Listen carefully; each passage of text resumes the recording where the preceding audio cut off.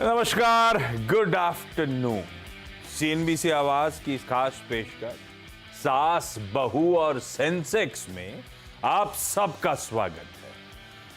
अभी वो बजट का लुक एंड फील और हमारे बजट हेडक्वार्टर्स से ही ये शो कंटिन्यू कर रहे हैं, तो आपकी स्क्रीन्स पे आपको यहीं पे नजर आ रहा है कैसे हम तक जुड़ना है। तो आपकी स्क्रीन्स पे हमारे व्हाट्सएप नंबर और साथ साथ वो तमाम रीच आउट करने के सोशल मीडिया के प्लेटफॉर्म्स भी नजर आएंगे। कोई ट्विटर, कोई इंस्टाग्राम, कोई थ्रेड का आईडी, सब दिखेगा। रीच आउट करिए, अपने सवाल भेजिए, तभी आपको इस प्लेटफॉर्म पे इंक्लूड कर पाएंगे और तभी बाजार के दिग्गज आपकी मदद कर पाएंगे। और उनमें से एक दिग्गज आज आपको नजर आएंगी, हेम सिक्योरिटीज की पुणे से आस्था जैन जो जुड़ रही हैं। मुस्कुराती हुई आस्था आपको आपकी स्क्रीन पे नजर आएंगी। कुछ ही लोग बजट के बाद इस तरह से मुस्कुरा रहे हैं, उनमें से एक आस्था है।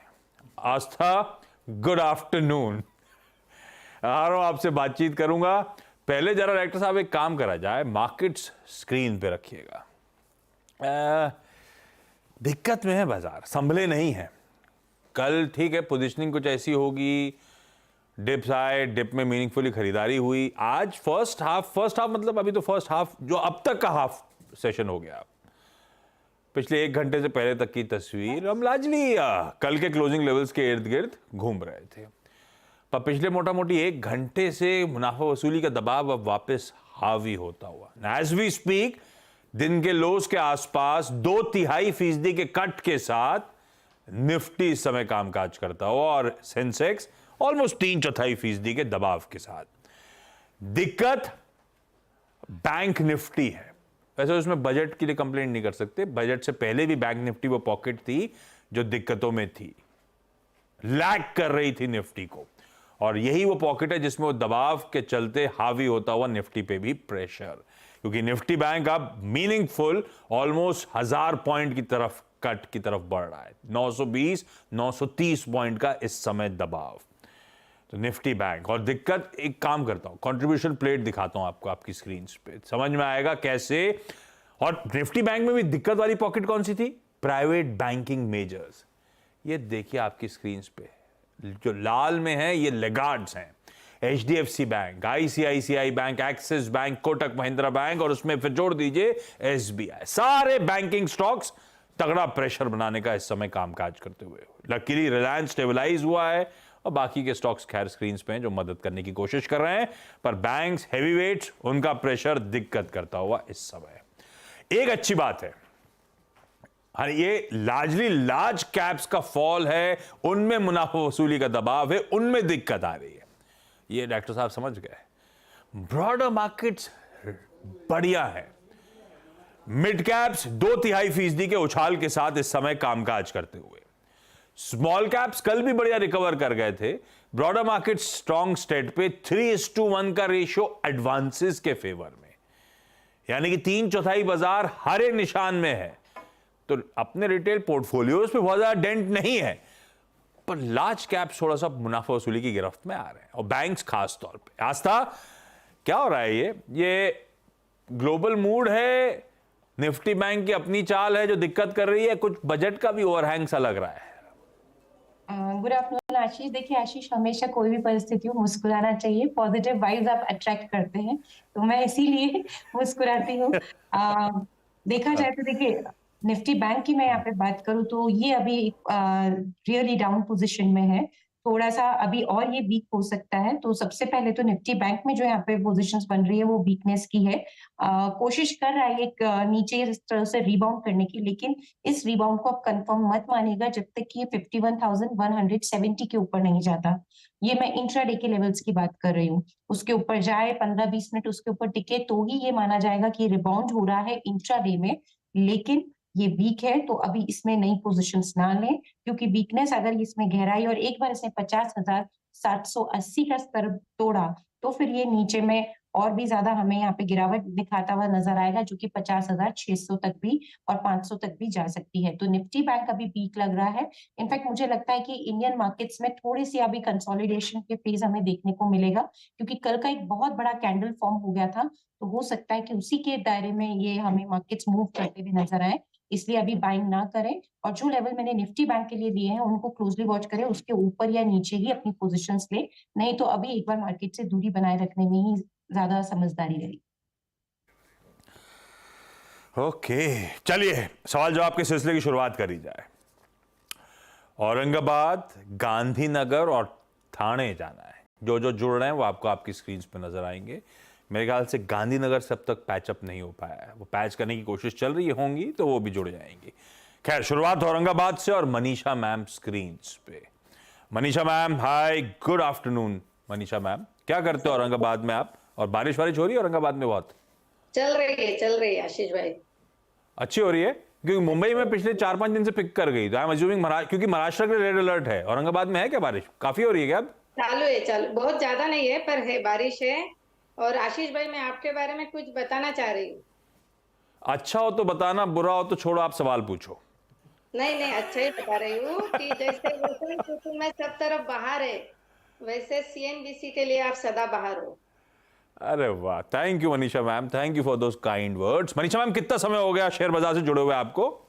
काफी, एक 15-20 साल हो गए। अरे वाह, और कैसा चल रहा है पोर्टफोलियो? कोई लॉन्ग टर्म होल्डिंग्स है कि पुरानी, आप चर्न करते रहते हो पोर्टफोलियो को?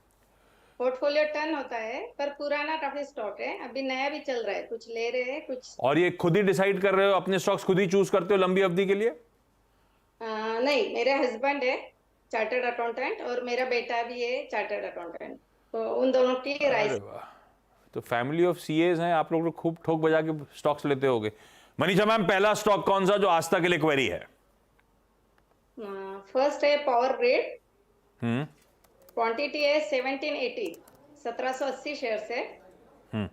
एवरेज कॉस्ट है 190। तो पूछूं क्या? बहुत बढ़िया कमा रहे हो आप तो, क्वांटिटी भी बहुत बढ़िया है। मुनाफा कब बांधना है, ऐसा पूछें या क्या पूछूं? हाँ, मुनाफा कब बांधना है, होल्ड करे या सेल करे? हस्बैंड और बेटा क्या कह रहे हैं? हस्बैंड तो बोल रहे हैं, उन्होंने ही रिकमेंड किया हुआ शेयर है ये। नहीं, तो अब बोल रहे हैं मुनाफा बांधने को कि बोल रहे हैं बने रहो? हाँ, बने रहो या मुनाफा बांधे। ओके, हस्बैंड ने दिलवा दिया, पर अब करना क्या है? इस बढ़िया सी पोजीशनिंग जो है, अच्छी क्वांटिटी, बढ़िया भाव पे एक्वायर करे हुए स्टॉक्स हैं, आज तक क्या व्यू बन रहा है भाई? कभी ना कभी तो मुनाफा बांधना है। 150 रुपए पर शेयर का गेन हो रहा है स्टॉक में, लेकिन कोई लेट डाउन नहीं, बहुत बढ़िया मूव्स एंजॉय करता हुआ। क्या करना चाहिए पावर ग्रिड में? देखिए, मैं तो बने रहने की ही सलाह दूंगी, लेकिन मैम ये एक दायरे में घूमेगा 270 से लेके 350 के बीच में, उसी के बीच में ये कुछ समय तक घूमता हुआ नजर आएगा, लेकिन आप इसमें बने रहिए, क्योंकि मुझे लगता है कि क्या हुआ था भाई? कंटिन्यू, मेरा लैपटॉप गड़बड़ कर रहा है इसलिए मैं पूछ रहा था। हाँ जी, अपसाइड हमें और ज्यादा देखने को मिलेगी। अब जो नेक्स्ट टारगेट्स पावर ग्रिड में रहेंगे वो 360 के रहेंगे, तो ये शॉर्ट टर्म के और मैं इमीडिएट टारगेट्स दे रही हूँ। आप बने रहिए मैम, मुनाफा नहीं बांधिए, लेकिन फिर भी एक स्टॉप लॉस जरूर रखना 309 का। थोड़ा बड़ा स्टॉप लॉस है, लेकिन ये आप बन के लगा के बैठ जाओ अपनी पोजीशन में, और मुझे लगता है कि वापस से तेज होके 350 360 के स्तर दिखाता हुआ नजर आए। बने रहिए। हस्बैंड और बेटा कोई नया स्टॉक बताएं ऐसा वाला, तो अपने को बताइएगा प्लीज मैम। खैर, थाने जा रहा हूं चंद्रिका मैम के पास। चंद्रिका मैम, हाय, गुड आफ्टरनून। चंद्रिका मैम, आपको कितना टाइम हो गया शेयर बाजार में, और आप क्या करते हो थाने में? मैं 2010 से हूँ, और मैं पहले स्टेट बैंक में थी, वॉलंटरी रिटायरमेंट ली, and then started this actually. तो वीआरएस का जो तगड़ा पैसा आया, आपने शेयर बाजार में चैनलाइज करा क्या, ऐसा है? ऐसा वीआरएस का कोई स्कीम नहीं था। I just completed my 20 years of service and just started taking pension. जब होने एलिजिबिलिटी हो गया तो मैं छोड़ दी, तो ऐसा कुछ एक्स्ट्रा, ऐसा कुछ बेनिफिट्स तो नहीं मिला था, बट ठीक है। मेरा जो पीएफ है, छोड़ के ज्यादा बेहतर लग रहा है या मिस कर रहे हो एसबीआई को? नहीं, मैं अपने मन से ही छोड़ी थी। मैं ऐसा कुछ नहीं है। मैं बहुत जल्दी ज्वाइन कर ली थी, तो एटलीस्ट 20 इयर्स हुआ तो मैं छोड़ दी। अब एंजॉय करने का टाइम, बहुत बढ़िया। ठीक है चंद्रिका मैम, आपका सवाल। सर, मेरे पास 300 shares each of HPCL, BPCL and IOCL, वो भी हाफ द करंट रेट। अरे वाह, हाँ। तो मेरा ये है कि शुड आई कीप ऑल, ये तीनों पोर्टफोलियो में रखूं या किसी एक को लिक्विडेट कर दूं? एक को लिक्विडेट कर लूं मतलब, इज देयर अ रिक्वायरमेंट पैसे की, इसीलिए आप पूछ रहे हो?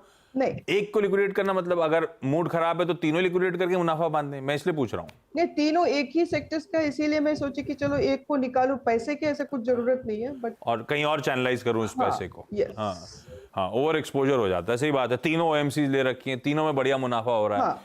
क्या आज तक क्या करा जाए, और तीनों की खरीद भाव मोटा मोटी जो इस समय भाव चल रहे हैं आधे पे खरीदा हुआ है, तो अपन डबल करके पैसे बैठे हुए हैं।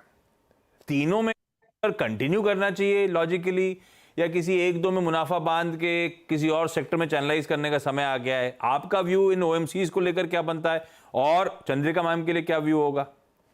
देखिए तीनों के चार्ट मोर और लेस सेम पैटर्न दिखा रहे हैं।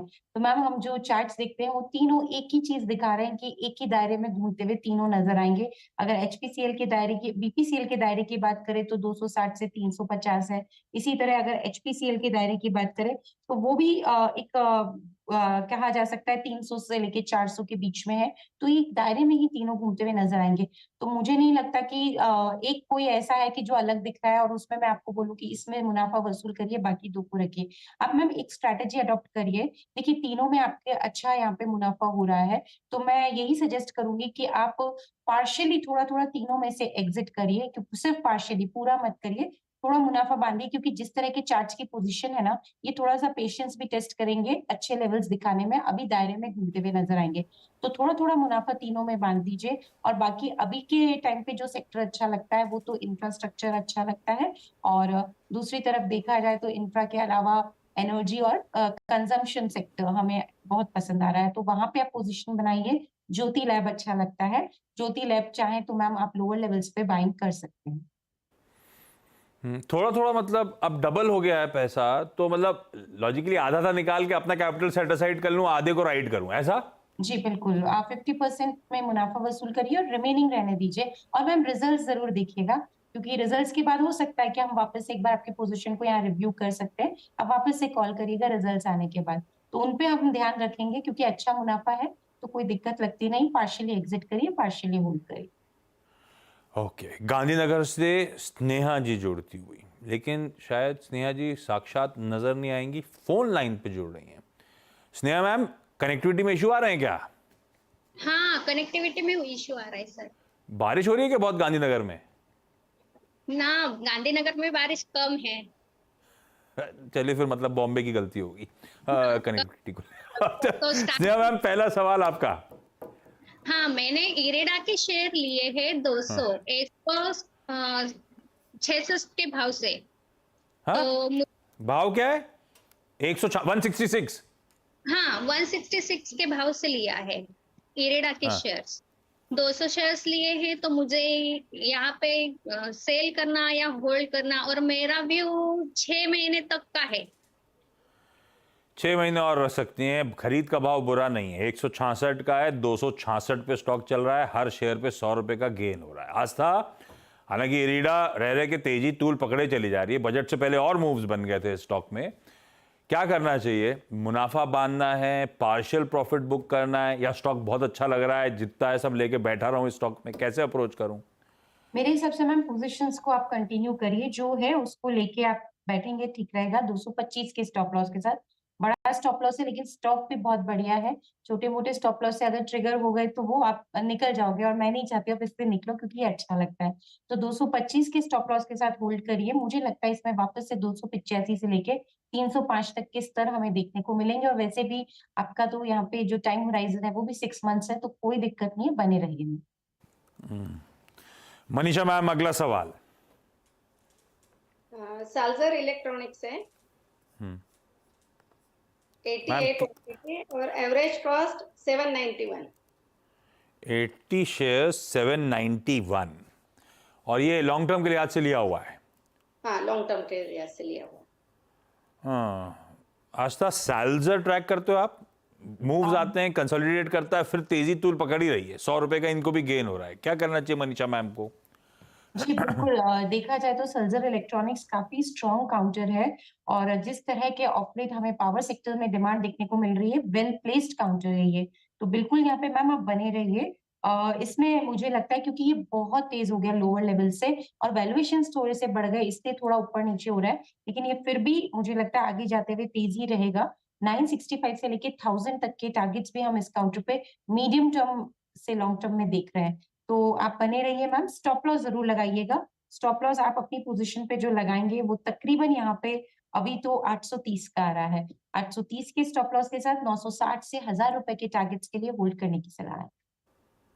फेडरल बैंक के इस बीच रिजल्ट्स आते हुए एसेट क्वालिटी तो एकदम स्टेबल है सीक्वेंशली, यानी कि क्यू ऑन क्यू मुनाफे में करीब 150 करोड़ रुपए का इजाफा है। ये देखिए ग्रॉस एनपीएस बिल्कुल स्टेबल है और ये नेट एनपीएस तो अनचेंज्ड आपको सीक्वेंशली नजर आएंगे। हालांकि इस बार के नंबर्स में सबको क्लोजली वॉच आउट करना है, डिपॉजिट ग्रोथ, कासा का नंबर, वो सब आप सब्सिक्वेंटली आप फ्लैश के तौर पे देखेंगे। लेकिन फेडरल बैंक पे आस्था हमारा हाउस कॉल क्या है हेम सिक्योरिटीज का, क्योंकि अच्छे मूव्स 50 रुपए तक के आसपास के मूव्स, 150 वाला 200 तक चला गया था। कल तो मेरे ख्याल से इंट्राडे में वो खबर के चलते 202 203 तक गया था, वहीं से फिर प्रॉफिट टेकिंग की गिरफ्त में आया है और अब 195 ऑड लेवल्स के आसपास ट्रेड करता हुआ। ये नए एमडी सीईओ साहब के अपॉइंटमेंट की खबर हो या जो नतीजा आपकी स्क्रीन पे फ्लैश हो रहे हो, फेडरल पे आप लोग का व्यू क्या बन रहा है अब? देखिए फेडरल बैंक के प्राइमा फेसी रिजल्ट्स तो ठीक लग रहे हैं, रिजल्ट्स में दिक्कत अभी लग नहीं रही, लेकिन आपने सही बोला बहुत सारे फैक्टर्स देखने हैं, स्पेशली डिपॉजिट ग्रोथ को लेके वो सिर दर्द बना हुआ है सभी बैंक्स के लिए। बट अगर रिजल्ट्स जो हम डिटेल में भी अगर देखेंगे और अच्छे ही रहे तो यहाँ पे मुझे लगता है कि तेजी बरकरार रहेगी। नेक्स्ट टारगेट जो इस काउंटर में अब हमको देखने को मिलेंगे वो तकरीबन यहाँ पे 209 से लेके 215 के रह सकते हैं। ओके चंद्रिका मैम, हमारा अगला सवाल। 150 शेयर्स ग्रेफाइट के हैं 590 पे। ये सब कुछ लिया आपने, एसबीआई नहीं लिया या लिया हुआ है उसके बारे में बात नहीं कर रहे? एसबीआई लिया हुआ है सर। लिया हुआ है तब तो ठीक है, एम्प्लॉय का भरोसा बना रहे, एक्स एम्प्लॉय का भरोसा बना रहे तो अपन सबको बना रहता है। ग्रेफाइट इंडिया 70 रुपए का लॉस क्यों लिया था मैम? लॉन्ग टर्म के लिहाज से सोचा था? वो लॉन्ग टर्म के लिए है and I can keep it for another 6 to 1 year, लेकिन उसका प्रोस्पेक्ट्स क्या रहेगा? हाँ, क्योंकि गिरे ही चला जा रहा है। हाँ। बीच में जो पीक बना था 700 प्लस का, उसके बाद से लगातार ठंडा पड़ रहा है। आज था ये ग्रेफाइट हो एचईजी हो, वैसे ऐसे ही मूव करते हैं, बहुत वोलेटाइल काउंटर्स हैं। रखने लायक है क्या पोर्टफोलियो में इस समय? क्योंकि अब मेरे को 70 रुपए का लॉस हो रहा है। देखिए वैसे चार्ट्स तो वीक ही दिखा रहे हैं मैम इसके, लेकिन फिर भी आप रखिए, रिजल्ट्स तक वेट करते हैं और कोशिश करेगा एक बार ये थोड़ा और ऊपर जाए, 535 540 तक जाने का एक ट्राई भी कर सकता है। और तब तक रिजल्ट्स का भी हम लोग ध्यान रखेंगे। तो अभी तो आप होल्ड ही कर लीजिए और इसमें टारगेट 530 535 के इनिशियली मानिए और 495 का स्टॉप लॉस लगाइए 495 का। स्नेहा मैम, अगला सवाल आपका। हाँ, एचएमए एग्रो के शेयर लिए हैं, 77 प्राइस है और 145 शेयर है। ये वो मीट पोल्ट्री प्रोडक्ट्स वाली एचएमए एग्रो कुछ करके नहीं दिया आस्था इस स्टॉक ने लिस्टिंग के बाद से, और हमारी खरीद 77 के आसपास की और आज ये स्टॉक चल रहा है 55। क्या करना है इसमें? रहना है, मुझे लगता है एक बार 56 से लेके 60 तक छूने की कोशिश कर सकता है, जो चार्ट्स यहाँ पोजीशन पे दिखा रहे हैं। तो मैम तब तक तो आप बने रहिए। 56-57 तो इनिशियल टारगेट मुझे लगता है कि काफी ब्राइट चांसेस है वो तो देखने को मिलेंगे, 60 तक भी आएगा, लेकिन आपकी कॉस्ट प्राइस से फिर भी दूर है तो उसको आने में समय लगेगा। अभी वहां तक के उछाल का हम एटलीस्ट वेट कर सकते हैं, तो होल्ड करने की सलाह है। स्टॉप लॉस इस पे जो आपको रखना है पोजिशन में, बढ़िया स्टॉप लॉस तो 48 का आता है, थोड़ा बड़ा लगता है तो 50 का लगाइए, लेकिन होल्ड करने की ही सलाह है। होल्ड करिए भाई एचएमए एग्रो फिलहाल के लिए। मनीषा जी, चंद्रिका जी, स्नेहा जी, थैंक यू सो मच जोड़ने के लिए। Sneha ma'am sorry, link establish हो नहीं पाया, आपको फोन लाइन में जोड़ना पड़ा। आस्था आप बने रहो, ब्रेक के उस पार आपसे एसबीएस स्टॉक पिक आज का जाने। आपका स्वागत है। मार्केट तो खैर थका है, लेकिन इंडिविजुअल स्टॉक एक्शन बहुत तगड़े हैं। वो श्रिम्प, झींगे एक्सपोर्ट करने वाली कंपनीज, कोई एपेक्स फ्रोजन, कोई अवंती फीड्स, कोई मुक्का प्रोटीन, ये सब 10 से लेकर 20% का उछाल दिखा रहे हैं। थायरोकेयर के आज नंबर्स आए थे, नंबर्स अच्छे थे, मार्जिन एक्सपैंड कर रहा था। थायरोकेयर देखिएगा आप, बहुत बढ़िया मूव इस समय डिलीवर करता हुआ, डबल डिजिट गेन्स हैं। एग्री थीम आज भी फोकस में, ये एग्री और हॉर्टिकल्चर इस सबको रडार पे रख सकते हैं जो मैंने मेंशन करा, या फिर कावेरी सीड जैसे स्टॉक्स बढ़िया मूव्स दिखा रहे हैं। खैर अपन अब आस्था से जानते हैं, बजट सब हो गया, डिकोड कर लिया बढ़िया तरीके से। अब fresh post budget SBS stock pick. Director साहब दिखाइएगा जरा लूप। आस्था, कौन सा स्टॉक? देखिए, पसंद आता है ओबेरॉय रियलिटी। वैसे तो ये स्टॉक बहुत वाइडली ट्रैक्ड स्टॉक है, लेकिन अभी मुझे लगता है कि ये स्टॉक में थोड़ा स्टीम बाकी है। ऑल्दो रियल एस्टेट सेक्टर में जो भी बजट्स में आए हैं प्रोविजन, उसकी वजह से थोड़ा सा ये हो सकता है वीक हो, लेकिन वो बढ़िया मौके रहेंगे खरीदारी करने के लिए। 1950 के इनिशियल टारगेट के लिए ओबेरॉय रियलिटी को खरीदारी करने की सलाह है। और शायद लास्ट वीक आपके साथ आईटीसी दिया था मैंने इसी शो पे, तो उसमें तो टारगेट्स आ गए हैं, तो वो एक अपडेट देना था। और अभी नेक्स्ट कॉल ओबेरॉय रियलिटी पे दिया जा रहा है। याद है, और वो बढ़िया मूव्स देखे गए। आईटीसी आज रिकॉर्ड हाईस पे ट्रेड कर रहा था। कलर आज के बीच में बहुत बढ़िया मूव्स एंजॉय करे। फ्रेश पिक ओबेरॉय रियल्टी, आस्था और हेम सिक्योरिटीज की तरफ से। इस नोट पर आस्था, थैंक यू सो मच जुड़ने के लिए। आज के सास, बहू और सेंसेक्स में इतना ब्रेक के उस पार हवास पे न्यूज कवरेज कंटिन्यू करेगा। नमस्कार।